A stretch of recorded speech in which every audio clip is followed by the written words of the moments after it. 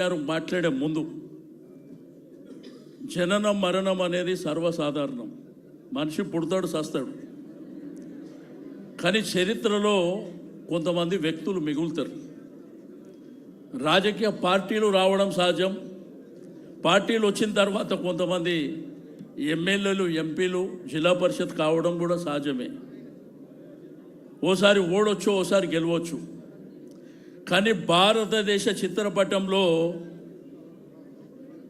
ప్రాణాలని సైతం లెక్క పెట్టకుండా తెగించి కొట్లాడి ఈ భారతదేశ ఇండియా చిత్రపటంలో ఒక తెలంగాణని తెచ్చినటువంటి నాయకుడు కేసీఆర్. ఆ చరిత్రని ఈ దేశం కాదు, ప్రపంచంలో ఎవడు చెరపలేడు. ఈ మధ్యలో తూతూ మంత్రంగా ఏది మాట్లాడినప్పటికీ ఆ భారతదేశ చిత్రపటాన్ని ఎవడన్నా మార్చగలుగుతాడా? మార్చే సాధ్యమవుతుందా? మొన్న ఎలక్షన్లు కూడా, ఇవాళ కూడా టీవీలు, పేపర్లు చూసినాం, మొన్న కూడా చూసినాం. ఏదైనా కానీ తాత్కాలికమే. ఆ రోజు కేసీఆర్ గారు ముఖ్యమంత్రి ఉన్నప్పుడు 2 సార్లు జిల్లా పరిషత్ జరిగింది, మున్సిపాలిటీలు జరిగినాయి, మున్సిపల్ కార్పొరేషన్ జరిగినాయి, హైదరాబాద్ కూడా జరిగింది. 100కి 95% స్ట్రైక్ రేట్తోని అన్నీ మనకే వచ్చినాయి. కానీ ఈ కాంగ్రెసు ఈ దుర్మార్గమైనటువంటి పరిపాలనలో పంచాయతీ ఎన్నికలు జరిగితే ఏం జరిగినాయి చూసారు. 35 నుంచి 38% మనకు వచ్చినాయి. నిన్న మొన్న మున్సిపాలిటీసు, కార్పొరేషన్ల దౌర్జన్యాలను చూసినాం రాజకీయాలలో. కానీ పోలీసు రాజ్యాన్ని నడిపిస్తూ గెలిచిన వాళ్ళని ఎత్తుకపోతున్నారు, గెలవకముందు ఎత్తుకపోతున్నారు. మరి ఇదే 2.5 సంవత్సరాలు అయినాక ఏడిపోతారు. మరి మాకేందంటే చేప పిల్ల గీత నేర్పించినట్టు మాకు తెలియని వాళ్ళకి అన్నీ నేర్పిస్తున్నారు. బిడ్డ మీరు, మా నాయకుడు మాకేం చెప్పిండు? మీరు మాట్లాడేటప్పుడు నోరు జాగ్రత్త, నువ్వు వేసుకునే బట్టలు జాగ్రత్త, నువ్వు ఫంక్షన్కు పోతే జాగ్రత్త, జనాలతోని మాట్లాడితే కూడా జాగ్రత్తగా మాట్లాడమని మా నాయకుడు చెప్పాడు. ఇప్పుడేమో తొండలు. మా మన్మడు అడుగుతున్నాడు, నాకు ఈ తొండ అంటే ఏంది తాత అంటే ఇప్పటి జనరేషన్కు ఏమి నేర్పిస్తుంది. రెండోది, మొన్న జరిగినటువంటి ఎన్నికల్లో కరెక్ట్ 3 రోజుల ముందు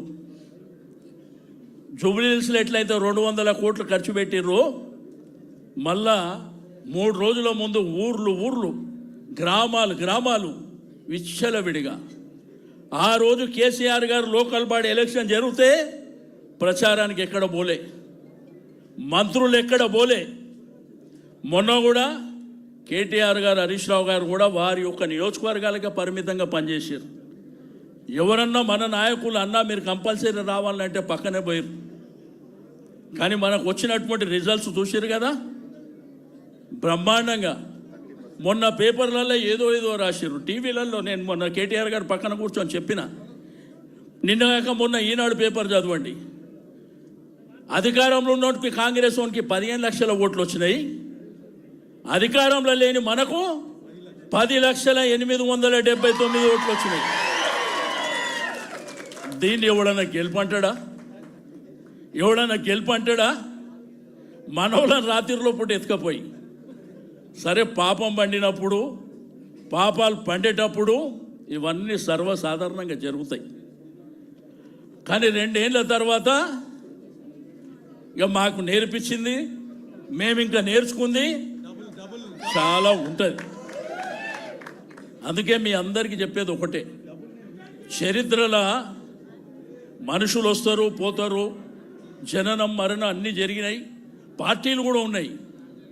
కానీ ఒక దేశ చిత్రపటంలో ఒక రాష్ట్రాన్ని సాధించినటువంటి ఏకైక నాయకుడు కేసీఆర్.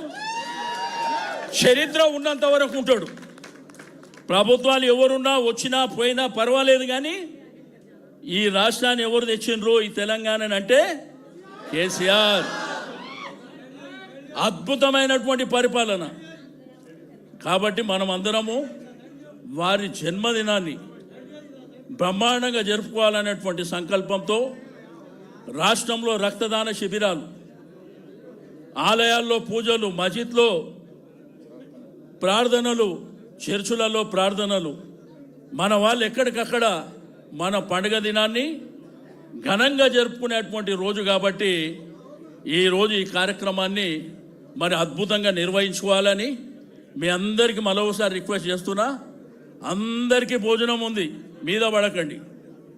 కుళ్ళ జాగా కూడా చాలా కుళ్ళ పెట్టినాం, అక్కడ కౌంటర్లు కూడా ఎక్కువ పెట్టినాం. ఈ కార్యక్రమం మన ముఖ్య అతిథి గారు మాట్లాడిన వెంటనే నేను మా ముఖ్య అతిథి గారికి, మా ప్రత్యేక అతిథి గారికి, మాజీ మంత్రులకు మీరు కూడా దయచేసి భోజనం చేసి పోవాల్సిందిగా మీ అందరి ప్రకారం రిక్వెస్ట్ చేస్తూ, ఇప్పుడు గౌరవనీయులు మన యువ కిషోరం యువ నాయకుడైనటువంటి